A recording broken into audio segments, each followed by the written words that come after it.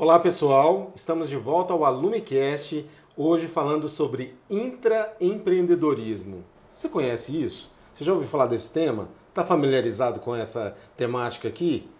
Hoje o nosso convidado, o Felipe Soares, vai falar sobre isso, desvendar todos os mistérios e talvez você já seja um intraempreendedor e nem saiba. E aí, nosso amigo aqui, Alex Paulo, vai fazer as honras da casa. É isso aí, bem-vindos a mais um AlumiCast, pessoal. Antes de mais nada, aquele recadinho que eu sempre faço aqui no início.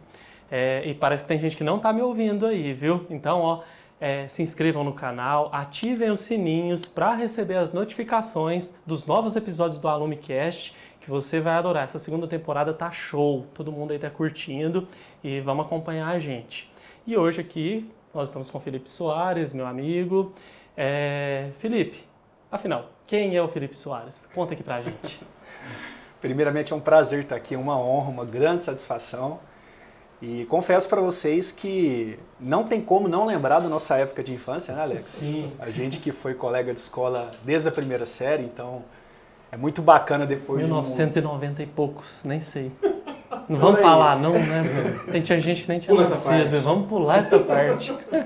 Então é muito legal, depois de alguns longos anos, a gente tá aqui, frente a frente novamente, é um prazer para mim.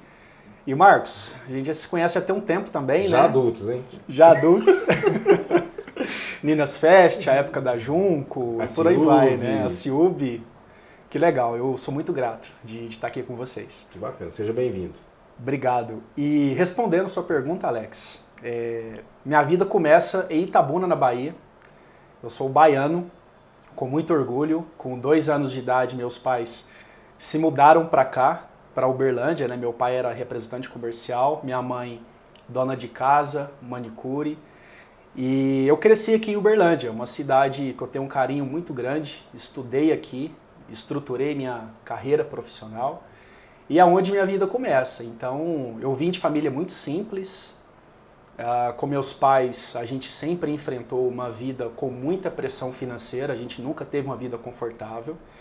E eu aprendi a duras penas que eu precisava, né? Eu tinha que estudar muito para poder ser alguém na vida. Então, a minha trajetória começa com uma vida muito, muito desafiadora. E ao longo dos anos, os estudos, eu costumo dizer que salvou minha vida. Que bacana. Legal, um uberlandino, como a gente diz, né? Quando é uberlandense de nascença, é um uberlandino que chega e se estabelece aqui na cidade, né? Ô Felipe, e aí essa sua base familiar que você tem, né? Seu pai, sua mãe, o que eles foram de referência para você desde a infância e até hoje que você traz na sua vida adulta? Já tem uma basezinha de empreendedorismo ali da sua mãe? Do seu pai representante, sua mãe manicure, né? Você falou. Isso. É muito inteligente sua pergunta, porque tem pessoas que não valorizam e não honram os pais, né? Então, meu pai eu considero que é o meu herói e minha mãe sempre foi minha mentora. Meu pai deixou um legado para mim de grande responsabilidade, que é essa veia comercial, né? Saber vender. Meu pai trabalhava, não sei se vocês já ouviram falar, na Alô Brasil. Conheci. Antiga. Conheci, sou dessa época, viu, gente? Meu pai, ele fazia toda a parte do Nordeste, né? Ele representava essa parte, conheceu minha mãe lá, depois se mudaram para cá. Eu tenho um irmão mais novo, meu irmão é mais novo do que eu, 3 anos de diferença. Então meu pai e minha mãe tiveram grandes desafios para nos criar e nos educar. Então meu pai fez tudo o que podia para dar o melhor para nós. Ele enfrentou grandes desafios na carreira profissional e fez grandes transições na carreira.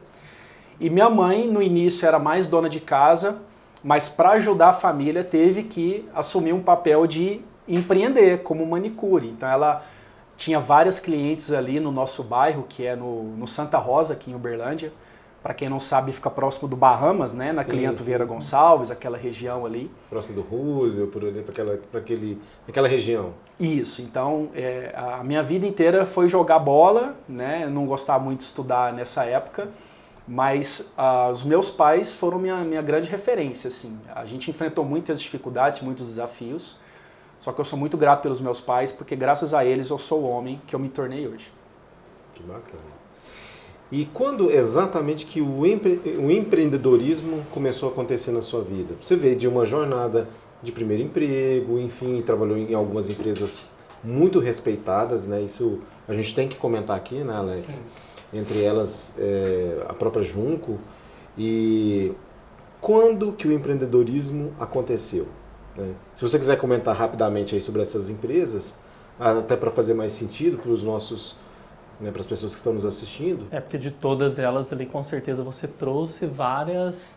Tem uma trajetória, né? Várias referências dessas empresas você traz para o empreendedorismo posteriormente. Isso é natural, né? Exatamente.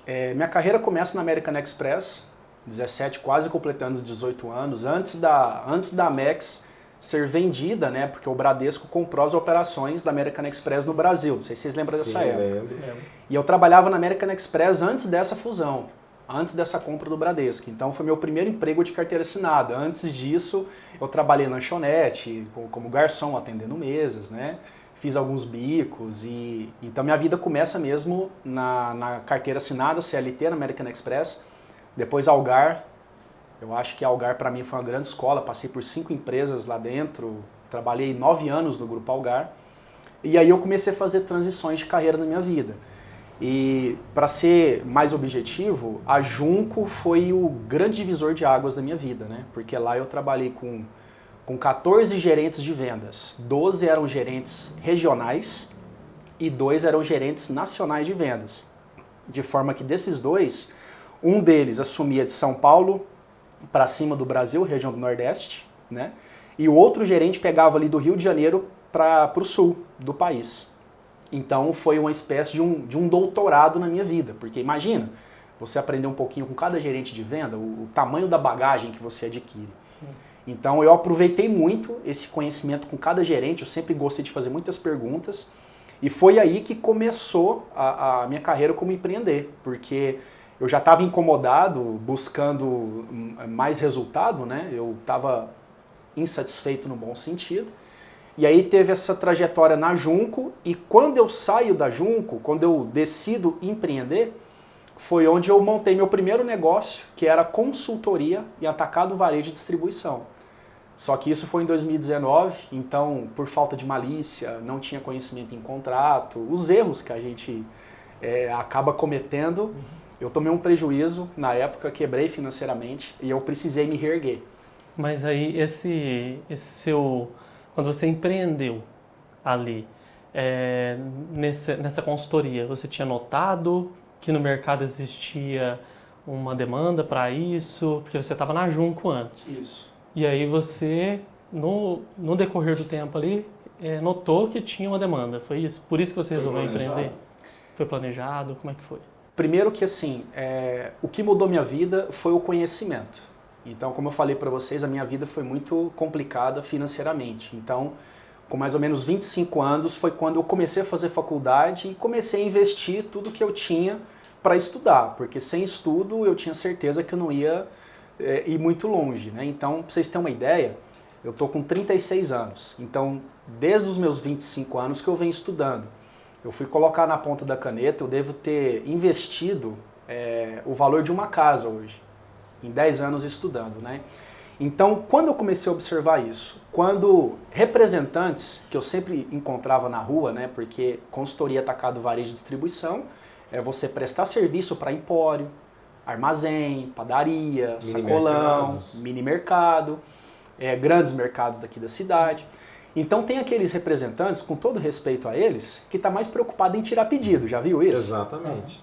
Tirar pedido. Vai lá, o que você quer? Quantos itens? Aí vai, faz o pedido, já passa o prazo de entrega, tá tudo certo. Só que onde foi que eu tive essa sacada, Alex? Quando eu queria entregar um pouco a mais. Então às vezes o produto lá, que você sabe da época da Nina's Fest, às vezes o produto na gôndola ele não estava tão bem exposto. Ou então ele tinha um valor de margem muito legal, só que não tinha saída porque ele estava lá no fundo da loja. Exato. Então qual que era a minha visão? Se aquele produto tem uma margem legal e as pessoas compram, por que não trazer ele um pouco mais para frente lá no checkout, que a gente chama? Sim. Porque ali ele fica um pouco mais visível, está perto do caixa, a gente faz uma exposição mais bonita, automaticamente mexe com a emoção do comprador. Exatamente. O comprador pega na gôndola, passa no caixa, fatura e a gente começa a fazer um trabalho. Chama de merchandising visual, né? Exatamente. Então, você passou a fazer esse tipo de serviço para os clientes enquanto trabalhava na Junco. Exatamente. Porque na Junco eu fui gerente nacional de merchandising. Eu coordenava uma equipe de merchandising e trade marketing. E depois a Junco teve umas mudanças internas e eu virei representante, me tornei representante na época.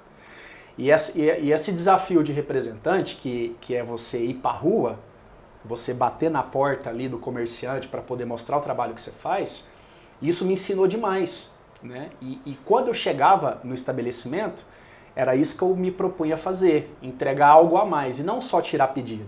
Tirar pedido tudo bem, mas eu sempre ia lá na gôndola, pegava os produtos, estava vencido, o produto perdia, então eu recolhia tudo, né? Colocava no saquinho, devolvia para a Junco, olha, troca para o cliente, esses produtos já perderam a validade, então agora é melhor a gente fazer um atendimento diferenciado.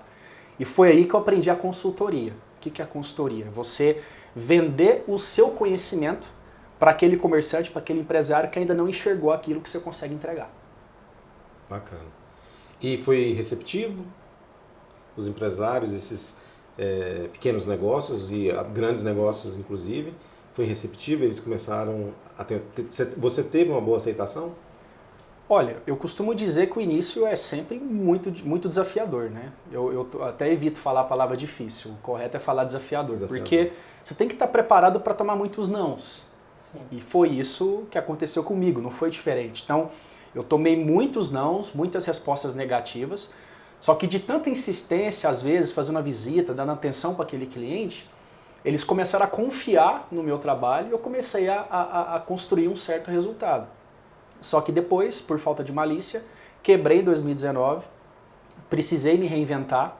Eu acho que a gente tem que estar preparado emocionalmente para isso. Tive crises de ansiedade, início de depressão. E aí aparece o mercado financeiro na minha vida, que era novembro de 2019. Oh, legal. E essa malícia que você não teve nesse negócio anterior foi porque, assim, pelo que você falou, você dominava o trabalho. Mas a questão de gestão financeira... Era gestão. Foi gestão. Você era comercial, era atendimento, mas tinha pontos de melhoria na gestão. Eu acredito muito na questão que você nunca domina tudo, né? Exato. Porque eu fiquei muitos anos no CLT, imagina. Muitos anos em carteira assinada. Então você fica muito ali na zona de conforto. Acostumado com aquele horário de trabalho, férias, com todos os benefícios, né? Isso. E para mim, eu não sei se vocês acreditam nisso, eu acredito muito que para você se desenvolver, você tem que estar disposto a errar. Exatamente. Né? Com certeza. Só erra quem toma iniciativa. Exatamente. Então, assim, eu quebrei por causa de uma cláusula contratual que até o cliente, ele foi muito inteligente, assim, ele se protegeu de todas as formas e eu estava desprotegido e não vi. Então, toda a grana que eu tinha investido para prestar aquele serviço, esperando receber uma margem legal depois, para me poder alçar voos maiores, eu não tive. Então, fui pego de surpresa. Então, aí, para mim poder recomeçar, conheci um grande economista, Gabriel Ivo, bem nessa transição, né? Então, a gente tem que estar preparado para se reinventar. Então, quebrei financeiramente por falta de conhecimento, aprendi, tá tudo certo, não erro de novo. E aí eu precisei me reinventar. Então, foi onde eu conheci o mercado financeiro e foi outro ponto de virada de chave na minha vida. Eu acho que a grande sacada aqui, que o objetivo do AlumiCast é trazer histórias inspiradoras, bacanas, mas trazer um pouco de realidade também. Né? De não glamorizar o empreendedorismo, que existem muitos desafios, nós somos empreendedores e a gente sabe que os bastidores dos negócios são desafiadores, a palavra que você usou. E o mais interessante é que ele falou nós nunca dominamos todas as áreas de uma empresa. Você nunca é bom em tudo. Você pode ser bom no comercial, mas às vezes você não é bom nas finanças. E a necessidade de contratar pessoas confiáveis e especialistas, né? Cada um na sua área, te ajudando para que o crescimento aconteça. E aí vamos falar que você provavelmente teve aí seus mentores, as pessoas que foram inspiração para você. Quem são essas pessoas? Já falei do meu pai e da minha mãe, mas tem duas pessoas que eu tenho que citar, na verdade são três, né? Que são pessoas que realmente mudaram a forma de eu enxergar as coisas. Uma delas, Júnior Junqueira, Sim. da Junco, foi um cara que mudou minha forma de enxergar, a forma de trabalhar e dar o seu melhor, junto com o seu filho, o Júnior Júnior, que foi uma das pessoas também que pegou na minha mão para me desenvolver, tá? E no mercado financeiro, sem dúvidas, teve o Rodrigo Afonso, que trabalha comigo ainda até hoje, nessa minha trajetória. Ele acompanhou desde quando o Felipe quebrou financeiramente e assumiu já uma posição de trainee para estar com a posição de eterno aprendiz, para absorver novos conhecimentos, né? Já falei 3, mas eu preciso citar mais um também, que é o Ari César, um mentor de vida que eu tenho até hoje. Foi amigo de infância do meu pai. E é a pessoa que me ensina muito sobre filosofia e sabedoria. Então, sempre quando dá, eu tomo café com ele todo final de semana. Então, são aí 4 pessoas que, sem dúvidas, faz parte da minha vida. Bacana. Felipe, e aí tem a monetária. Isso. Né? Vamos falar um pouquinho da empresa, né? Qual que é a proposta, tem uma metodologia aí que a gente já sabe aqui, mas vamos falar para o pessoal? Que é como surgiu. Exatamente. Então, Gabriel Ivo apareceu na minha vida, né? Que é esse economista que hoje trabalha em Belo Horizonte. Ele fez o convite para me conhecer o mercado financeiro. Eu tinha acabado de quebrar em 2019. Fudido. Não tinha dinheiro para nada. Já aconteceu com vocês? Já, já. Não ter dinheiro para colocar gasolina no Pra tomar veículo. Não, imagina. A Quietinho em situação. casa, final de semana, nem pensa em sair. E aí o Gabriel Ivo apresentou esse mercado financeiro, que é o trabalho de planejamento financeiro. Você fazer uma estrutura pensando em benefício fiscal, contábil e tributário. Tem muitas ferramentas no mercado que nos favorecem. E eu não conhecia nada do mercado financeiro. Imagina um cara que veio de pressão financeira e aí começar a dar consultoria financeira.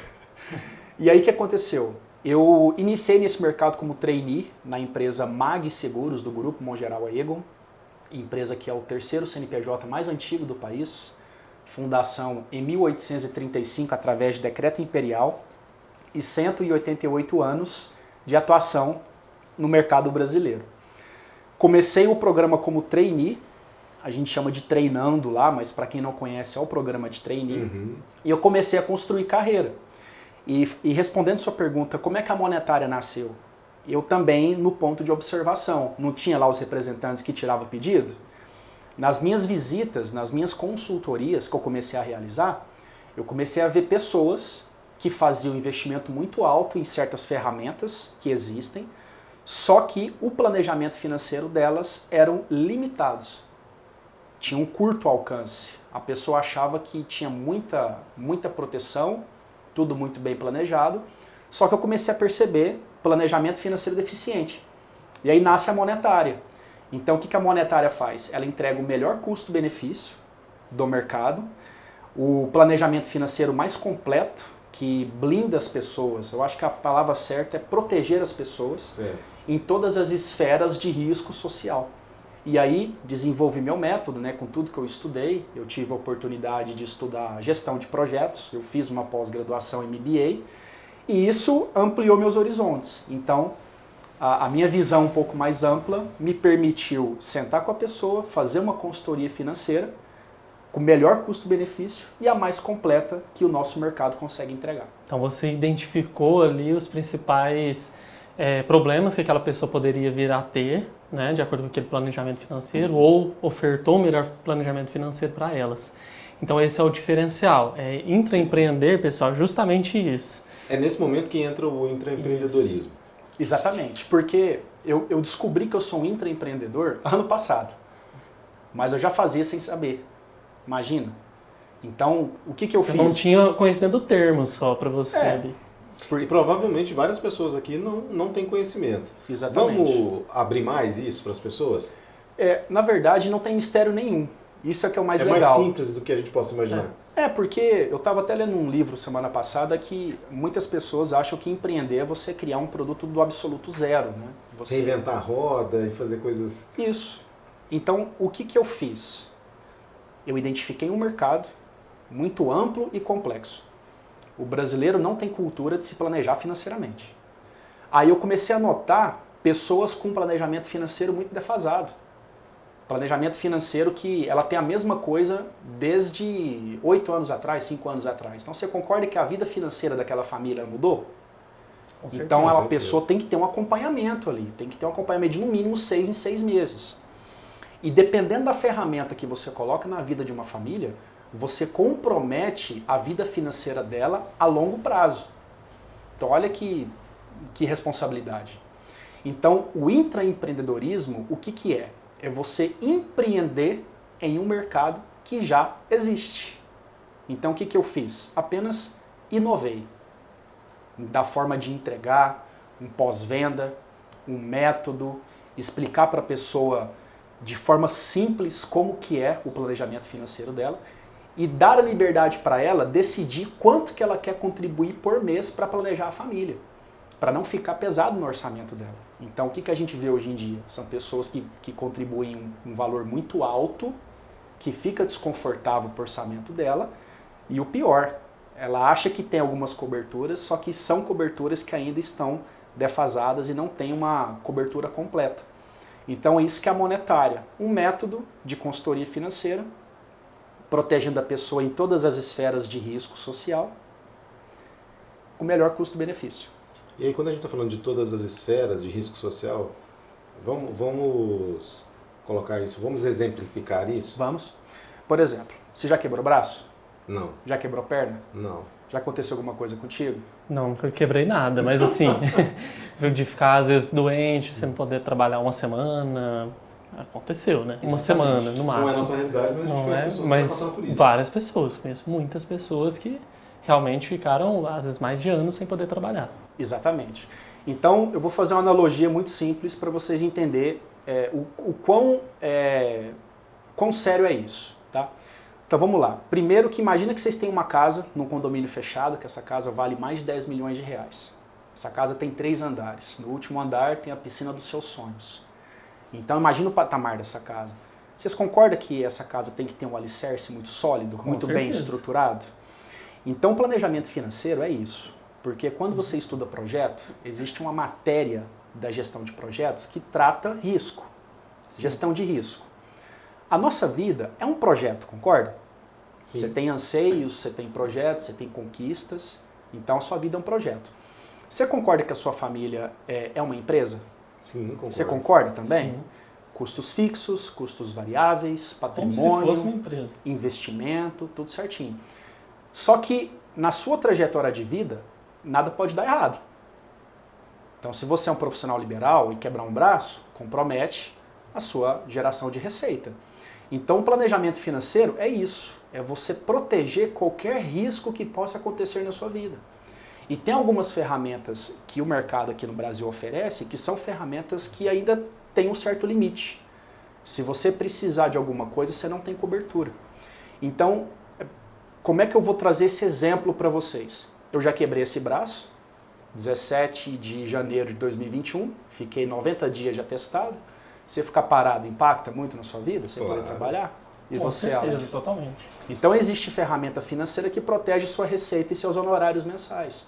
Se você precisar fazer uma cirurgia, se você ficar internado, se você precisar ficar incapaz de forma permanente sem poder trabalhar, dependendo... Nós estamos falando de doenças, inclusive? Exatamente, doenças, acidentes, se você precisar de outras pessoas para se alimentar, para tomar banho, para cuidados especiais.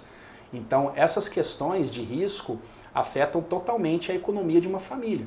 E principalmente, se a pessoa vier a faltar, se a pessoa ter a vida interrompida de forma prematura, como que fica a economia de uma família? Então, eu, com a monetária, o que eu faço? Eu protejo toda a estrutura de patrimônio de uma família e com melhor custo-benefício. Então, essa é a gestão de risco que a gente trata em um planejamento financeiro, inclusive com investimento de baixo risco, que é o caso de uma previdência privada, já pensando nos filhos, por exemplo. Bacana. Felipe, aí eu vou pedir para você, porque provavelmente muitas pessoas querem empreender, já estão talvez, né, nesse momento, e eu sempre falo isso, né? O empreendedor, ele é inquieto.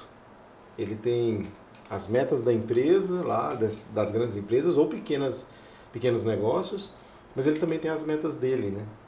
E que características você tem como empreendedor e que você acredita que são importantes, que talvez as pessoas que querem empreender precisam, né, trabalhar melhor isso?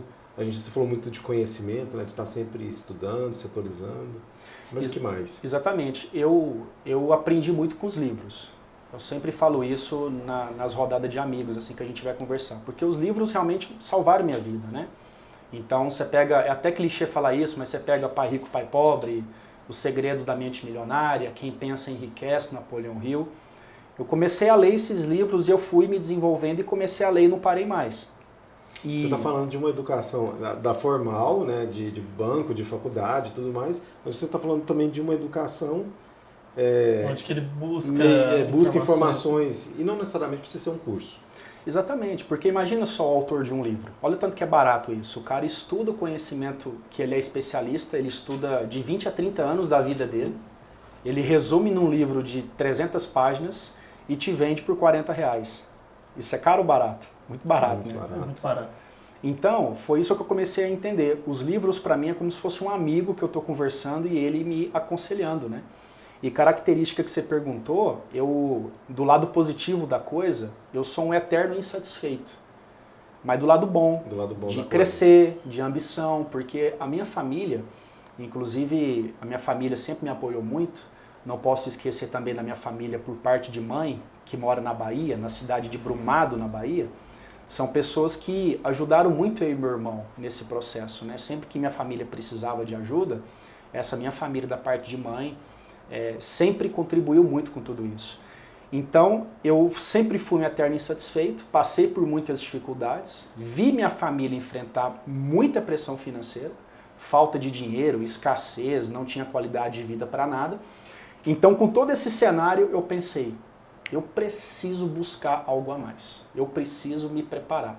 E o conhecimento tem me levado nessa trajetória de desenvolvimento e progresso. Felipe, você falou de conhecimento de livros, de banco de faculdade, mas nos bastidores aqui a gente tinha conversado também, você chegou a falar pra gente que você fez alguns estudos de mercado na própria Bahia, né? Exatamente. Conta um pouquinho pra gente como foi essa experiência, porque uma coisa é você estudar, você tá ali Isso na teoria. Prático, né? Agora é a prática.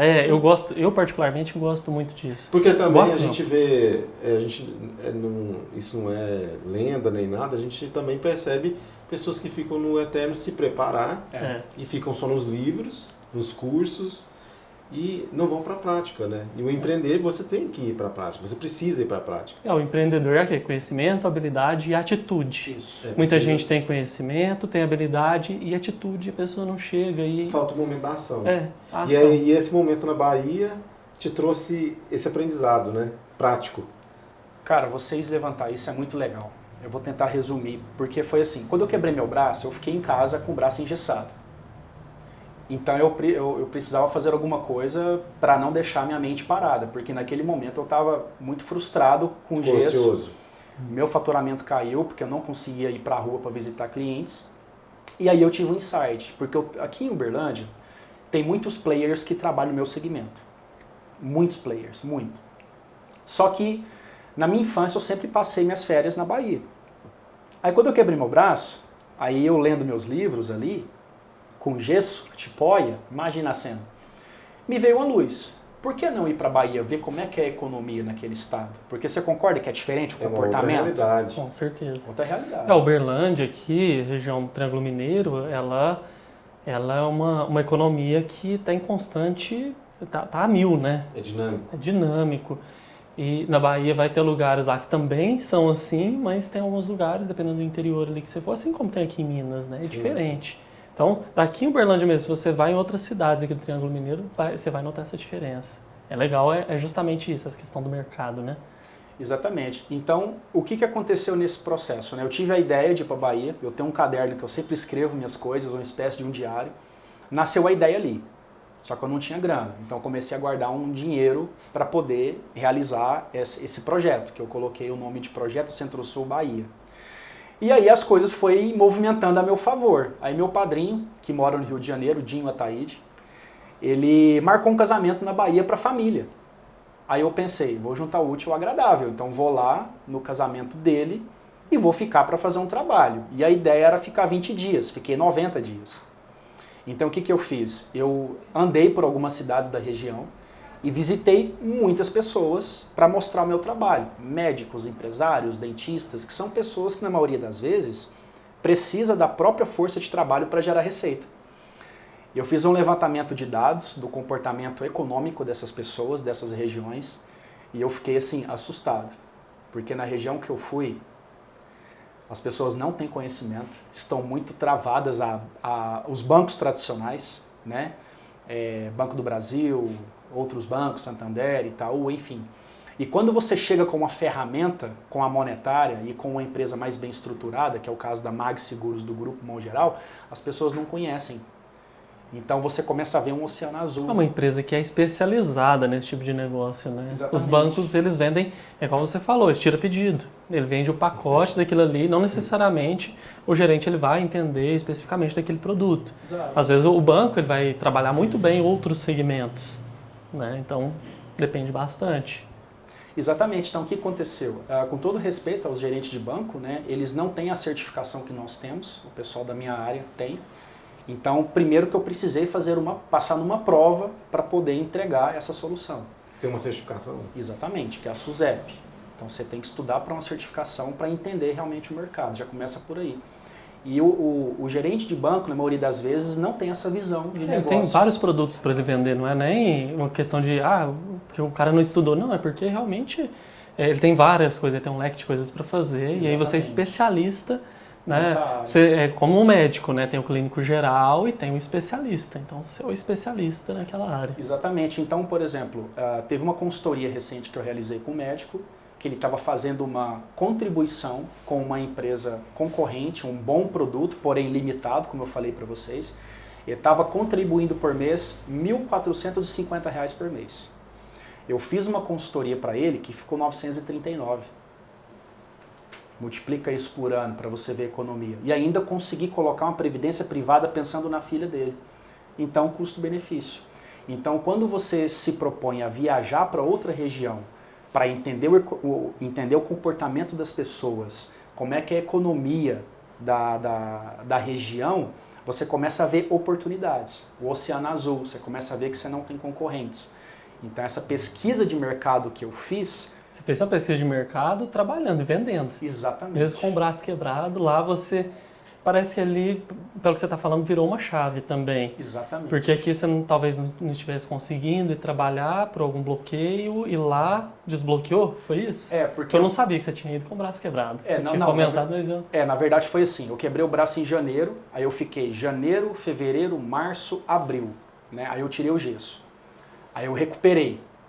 Aí depois que eu recuperei, passou mais um tempo, aí no outro ano que eu consegui ir para Bahia no casamento do meu tio. Entendi. Tá. Então teve um processo, né? Mas você começou a planejar naquela época. Com o braço engessado. Com o braço engessado. Em casa, com o braço engessado, imobilizado, que eu tive a ideia. E aí eu esperei amadurecer esse tempo para poder executar, ficar em outro estado, voltar. Eu tenho um sistema que é um CRM, você deve conhecer. Sim.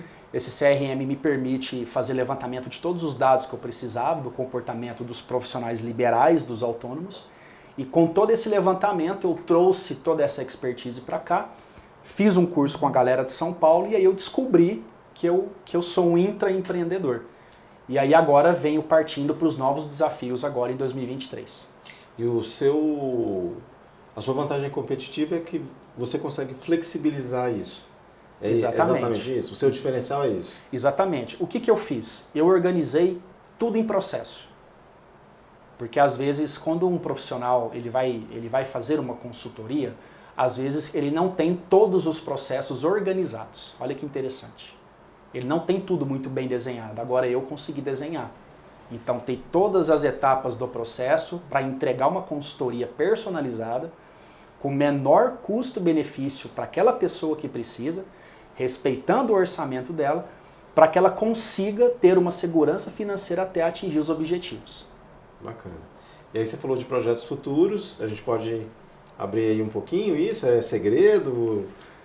Cara, isso é muito legal, porque esse curso que eu fiz com uma galera de São Paulo, eles dão muitas consultorias para startup. E eu descobri que eu tenho um startup na mão. Olha que interessante.